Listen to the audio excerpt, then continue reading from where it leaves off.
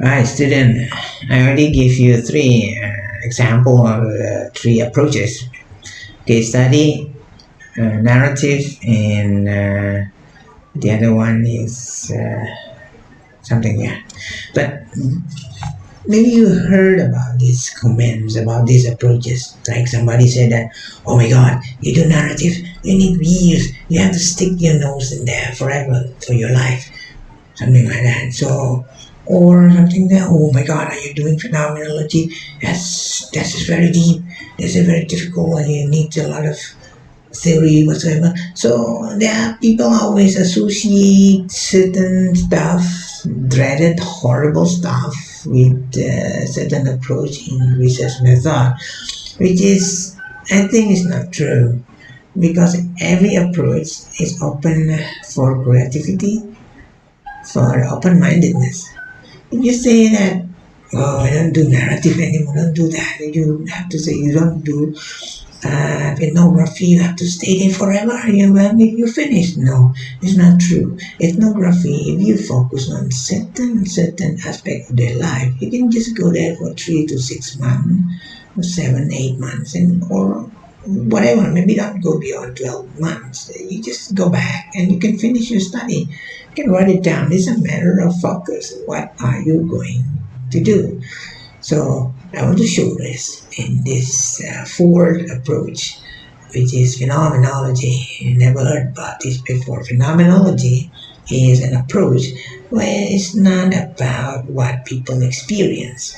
Yes, you know what they experience, but your unit of analysis, what you want to really analyze, is their perception, their recognition, their cognition, their perception, their thought about what they just experienced.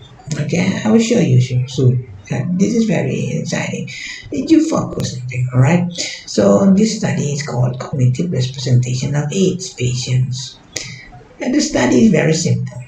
They don't ask about the experience. Of course, they know what is experience of being a patient of AIDS, right?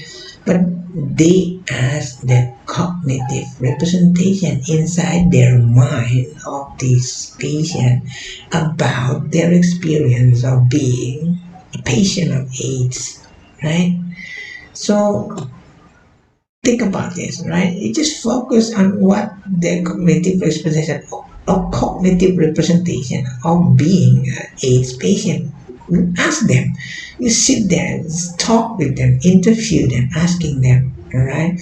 For example, this patient with AIDS described AIDS. He said, "My image of the virus was one of the total destruction." You see that? That is cognitive representation. The patient believed it is a total destruction, right? And then it might as well have killed me because it took just about everything out of my life. It was just as bad as being locked up. You have everything taken away from you. You see, this is actually cognitive. Is it a fact? Maybe not, because medical fact are saying different thing, but this is about the personal cognition, how they represent the being, or how they show you how does it feel to be an AIDS patient. Alright, so this is introduction. How many million people worldwide? 30 million, and then and this is very important. Always begin with interest and review of literature so you understand. Alright, what are the concept used here? The concept is cognitive representation of being a terminal uh, sickness like AIDS, maybe I don't really believe it's terminal or should surely die about it. All right, so you read the previous study. Somebody before did a telephone survey and chart review of 45 men. with HIV, okay, and they want to talk about this one protease inhibitor drug. So, how, what do you feel of being a patient with that medicine? And then another study by Turner talk about the hermeneutic study of HIV infected men or women, okay, lost related to AIDS. It's the intense process of grief, so many other study that. But look around because you might get some idea because you're not going to spend your life wasting your life reading will save a lot of times rather than trying to find out about yourself. You learn from others' experience, right? So come back to this research, phenomenology. This research took 45 men and 17 women, quite a lot, almost 16. Right? And then participants were predominantly black, 40% black, white 30, and Hispanic 30, almost 30. So it's about good perspective of their population. And the design is that the researcher, this is what I like about phenomenology, you transcend or suspend past knowledge, forget what you know, unlearn what you thought you learned. You begin anew, go there and out, open your mind, let new information come to you. Don't put anything, don't put anything that will distract your understanding about this finding or new findings, right? So this is very important opinion by Colizzi is that success of phenomenological research question depends on the extent to which question touch live experiences distinct from theoretical explanation. You see that? You don't stick to theory anymore. You just go there and find out about lived experience. See how people actually live their life. Thought, thinking about their life, right? Procedure after the IRB, ethics and city hospital is okay, allowed, and then because they are patient, they're sick, and then maybe it's dangerous for study too because the researcher might get contract AIDS as well. Okay, and then data analysis is that methodological. This one I call from Colizzi, and quite old, you know. But don't. This is one thing about teachers this day, and they see this oh, and they say, "Oh, don't you have anything new?" I'm not that type. I don't mind you do old classical approach. Just it doesn't make sense, and then it's okay if it really makes sense, right? So this in this method, written transcript are read several times to obtain an overall feeling for them. So notice the word feeling. The researcher feel this is human intelligence against computer-based intelligence AI like the machine. This is human intelligence. Feel the words, right? Each transcript significant phrases and sentences that pertain directly to the lived experience and identify. You see that it's the only human can do that. The only human being can notice the words that related directly to the lived experience of a patient. This is human being. So and then the meanings are clustered along themes, clustered theme along the emergence of themes, common themes to all the participant transcript. The result are then integrated into a depth, exhaustive description of the phenomena. This is the step you have to listen carefully step by step. Once description and themes have been obtained, the researcher in the final step may approach some of these participants a second time to validate their finding. This is very careful researcher. So because most of us just got the data and then we cook them as like what we like. We never go back and check that. This is my interpretation. Is it okay with you? Or do you agree with my interpretation? This never happened because usually we never come back there. We just cook whatever we got from the field and never ask anyone. So this is very nice example of somebody who is really careful about their research, right? So if the new relevant data emerge from the patient they asked before, they are included in the final description. Okay, so they really respect the result coming from. And then how you get the methodological rigor out of the method, this such a highly qualitative research is done through the application of verification, validation, and validity by Meadow and Morse. So verification is the first step in achieving validity. This standard fulfilled by literature researchers, so they check for the literature adhering to the phenomenological method. They follow the method. We have a method, yeah. Bracketing past experience, forgetting about what we know before, keeping field notes, using adequate samples. You see, this is almost 60 is big, 30 is big.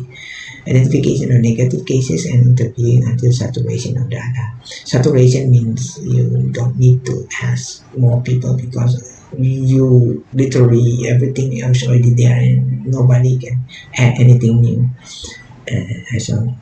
So this is very important. Many words that you need to be familiar with as a researcher out of this research, right? Saturation, bracketing, negative cases, saturation, validation, rigor, right? Validity, all of that. It's a matter of time before somebody asks you this question, but it's just another technical thing, right?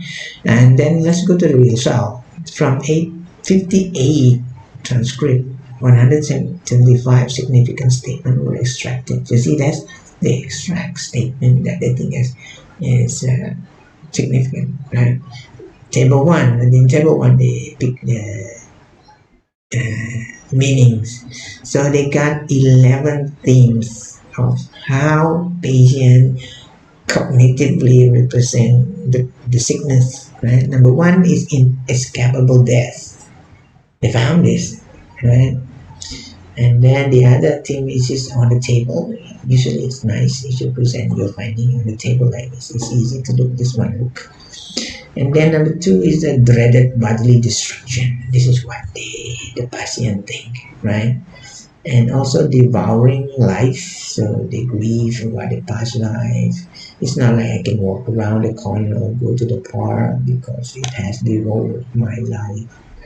Devoured is eating very quickly, it's like animal, like wolves. And then caring for oneself, this is theme number 5 that they find.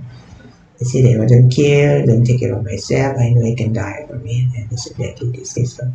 So they don't really care for themselves. Thing number 6 is just a disease. Some people say, this is unseen virus and like any other infection. So they don't really think that hard.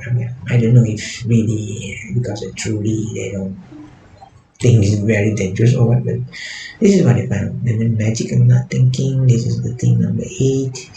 Thing number 9, accepting it, so they accept it as now, and die, and then turn into the higher power. But this is another thing, like they come to God.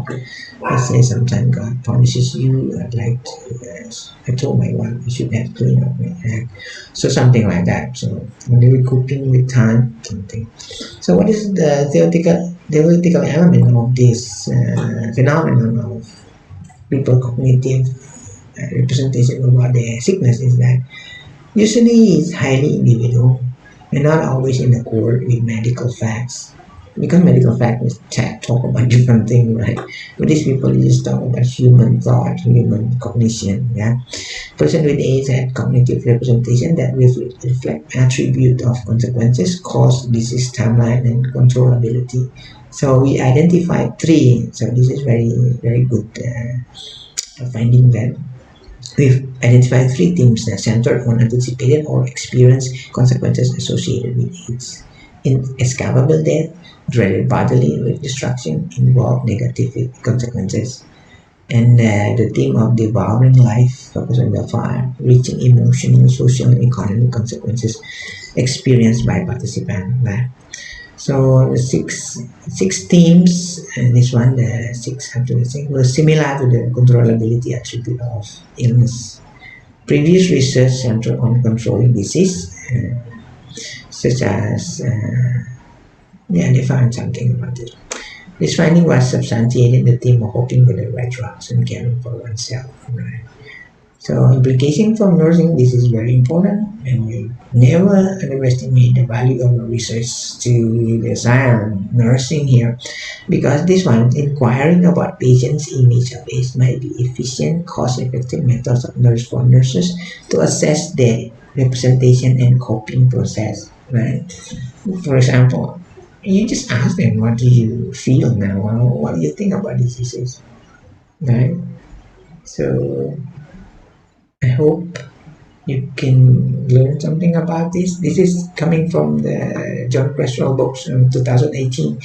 So this is the fourth approach, the example of it. So I hope you learned something from this quite long video, but I think I should stop right now. Okay, good luck. See you in the next